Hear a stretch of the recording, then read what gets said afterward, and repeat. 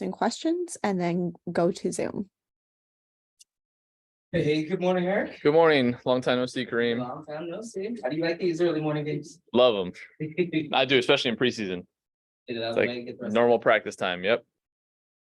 I know we talked about this the last couple of days, but with this being the last exhibition game, last time being able to see everybody in this scenario, not necessarily going against each other. What are the biggest things you want to get out of it, and how much does this impression kind of weigh when you've got decisions to make next week? It weighs. It doesn't carry all the weight.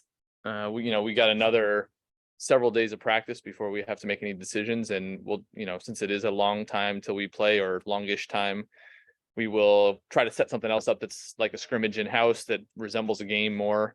But yeah, it matters because it's WNBA competition. It's on film. The whole league sees it. And so for, our ones that are kind of in that battle, which is a good chunk of the group that's here, it's a chance to impress. And, the way you'll impress is by following a game plan and doing the things we're trying to do offensively, run and space the floor and execute. And for a group as a whole, we just want to improve on where we were in Minnesota a few days ago.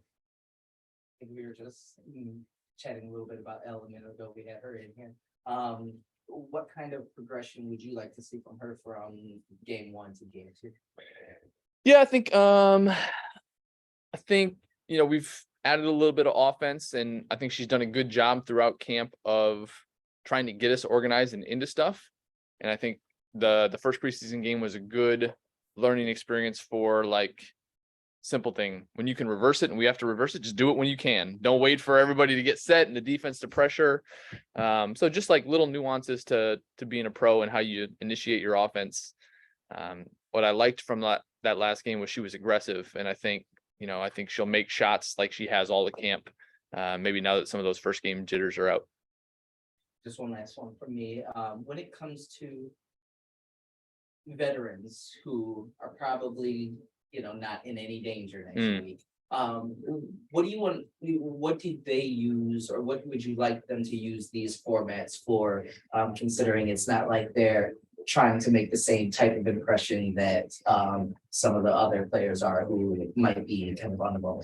Yeah, I think just one, getting their game timing and game rhythm back. And the second thing would be getting their connection back with their teammates, or if they have, people like Slim who haven't played with this group before, starting to get some chemistry with each other on the floor, on both ends of the floor. And, that's going to be kind of a work in progress throughout the year, but this is a good chance to get a little bit of a jump on it, to share the court for some minutes, and for me to start playing with some rotations, and basically just take another step in that progression for preseason. Yeah. Appreciate you. Yep. First off, good morning to you. Good morning. The goal is always to win, but when you come to training camp, it's like you said, baby steps. What's maybe some of the few goals we can look for today that you want to see out there on the court? I mean, especially against this Atlanta group, our paint defense, defending the paint, we were mediocre at that in Minnesota, and we put them on the line a lot. And that's something we hung our hat on last year. And so I'd say, closing the driving lanes early, not letting the ball get in the paint and them get to the foul line. That's something collectively we have to do defensively. And offensively, I would say, flow into our offense better, get into our early stuff without having to take 5 seconds to get people where they need to be. I thought we did a good job in the first half in Minnesota. We had a lot of assists on our baskets, and then we got bogged down a little bit. So being able to sustain that for a longer period of time. And then with this being STEM Day, the kids really love this. It's loud. How, as a coach, how do you look forward to just seeing those kids up in the stand? It's great on the road when it's 10,000 screaming kids and you're trying to call a play, and not as great. No, it's awesome. I mean, I'm glad we're able to do it. It's been something we've done, I think, every year we've been here. And I remember going to those games, and they were the greatest things in the world. So, no, it's fun. I think it gives a little excitement to a preseason game too, that otherwise might not be there.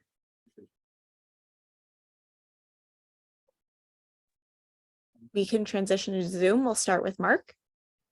Hey, Eric, good to see you, man. Good morning. When you kind of mentioned a little bit earlier, When you're headed into this, especially in preseason, when you're trying to get reps and really see what you're going to be doing this year, how much of this are you coming in scripted, and how does that kind of change up how you evaluate it after a game? Sorry, it's a little muffled. You said how much is it scripted? Yeah. How much are you coming in with like set rotations that you want to see and set scripted things that you want to see, and how is that kind of, changing how you evaluate it after a game? I think it's I do have a script around rotations and some things we want to run, but it's a very adaptable script. I'm not going to hold to it too much if a player feels some tightness or they want to go a little bit longer. It's and then even offensively, like we kind of have our actions that we want to be in, but I'm not going to call every play. I've talked to Tosh and Slim, Ariel, Lane, all about those guys about, hey, when we're at a free throw, you guys just talk to each other, get in something.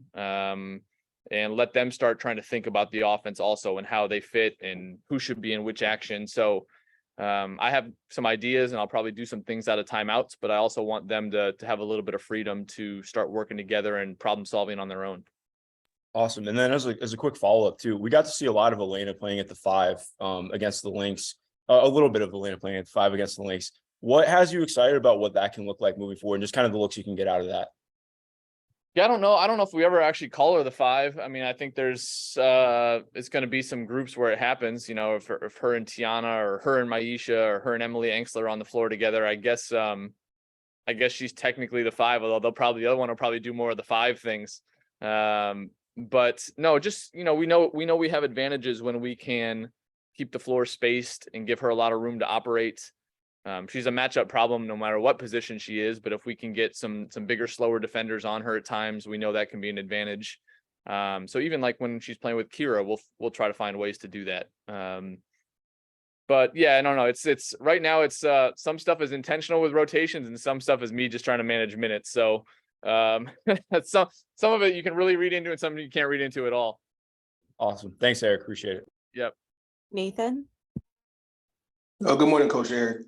I just want to get your thoughts on what have you seen from Stephanie Jones so far this training camp, even things you may have seen last year, even though she was with us for a couple of games. What have you seen from her so far? Steph is just solid at both ends. She's a steady human being as far as I can tell, and she's a steady basketball player. And we just talked a lot. Like she doesn't make a lot of mistakes. She sets good screens. She keeps the game simple. She's worked to expand, different parts of her game. Her ball handling, I think, has been kind of sneaky impressive, and her shooting range, I think, has developed since college as well. But I think just like she knows her job, she can understand who she's playing with and who she needs to get open, when to roll. So just she doesn't require a lot of maintenance from a coaching staff. She's just really, really solid.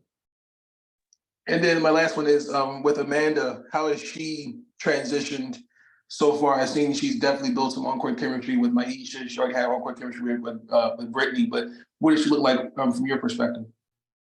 Yeah, it's good. She hadn't played a lot of basketball since February, I think, was when she played with her national team, and so definitely getting her game legs back underneath her. We kind of were joking her first stint in the game at Minnesota, she was catching her wind a little bit, but then you do get your second wind, and I think she's getting her legs and her lungs back underneath her. But yeah, she just she's one of those personalities that I think naturally connects with people. Her and I have talked a bit about how she's gonna have to tailor her game to maybe who her post partner is and who her guards are.